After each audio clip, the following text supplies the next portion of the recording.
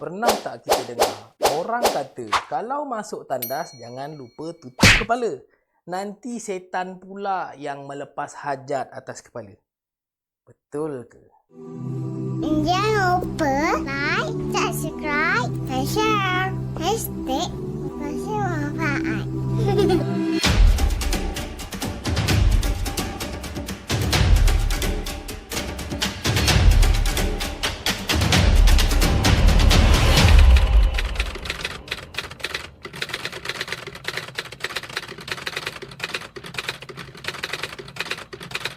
Perlu kita fahami bahawa urusan melibatkan iblis dan syaitan itu adalah termasuk dari perkara yang gaib dan ia tidak dapat diketahui dengan mata dan telinga dan tidaklah wujud dalam dunia fizikal kita. Maka menyandarkan sesuatu kepada sesuatu yang gaib itu perlukan pembuktian yang jelas. Jadi siapakah yang tahu dan boleh buktikan tentang perkara gaib? Firman Allah Azza wa Jal, Alimul ghaibi fala yuzhiru ala ghaibihi ahada illa man irtada min rasul fa innahu yasluku min baini yadayhi wa min khalfihi rasada. Hanya Allah Subhanahu wa taala sahaja yang mengetahui segala yang gaib. Maka dia tidak memberitahu perkara gaib yang diketahuinya itu kepada sesiapa pun, melainkan kepada mana-mana rasul yang diredainya untuk mengetahui sebahagian dari perkara gaib yang berkaitan dengan tugasnya. Apabila Tuhan hendak melakukan yang demikian, maka dia meletakkan di hadapan dan di belakang Rasul itu malaikat-malaikat yang menjaga dan mengawasinya, sehingga perkara yang gaib itu selamat sampai kepada yang berkenaan. Dengan memahami ayat ini, jelas bahawa setiap yang gaib itu perlu dibuktikan dengan sandaran Al-Quran ataupun hadis yang sahih. Tak mungkin ia dibawakan oleh seseorang dengan mengenepikan dua perkara utama ini. Merujuk kepada topik kita, adakah benar bahawa agama menyuruh kita untuk masuk ke tandas dengan menutup kepala?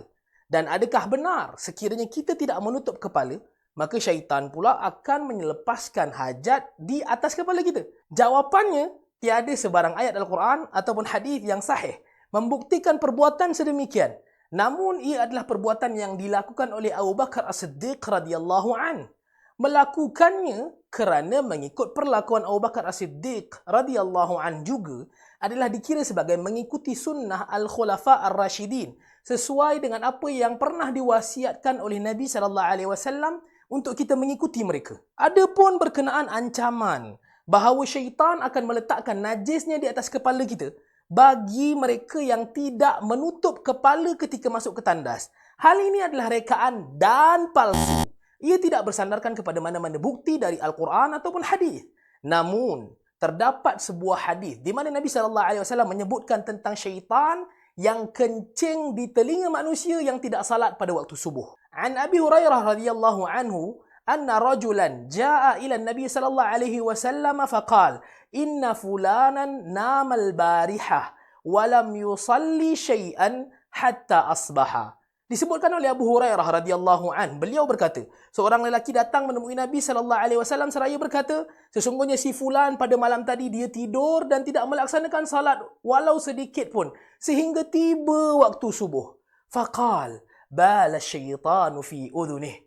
Maka baginda Nabi sallallahu alaihi wasallam bersabda, syaitan telah kencing di telinganya. Qala Yunus, qala Al-Hasan, inna baulahu wallahi thaqil. Yunus berkata, Al-Hasan berkata, sesungguhnya bentuk kencingnya adalah rasa berat untuk bangun. Dari sudut perbuatan, ia terdapat sandaran dalam bentuk atharus sahabah, perbuatan sahabat baginda Nabi sallallahu alaihi wasallam. Namun dari sudut ancaman, ia tidak tepat, bahkan direka-reka. Nabi SAW mengajarkan kita untuk masuk ke tandas dengan membacakan doa, Allahumma inni a'udzubika minal khubuthi wal khaba'ith. Ya Allah, aku berlindung denganmu daripada syaitan lelaki dan syaitan wanita. Al-Khalifah Online. #berkongsi manfaat. أبوء لك بنعمتك علي وأبوء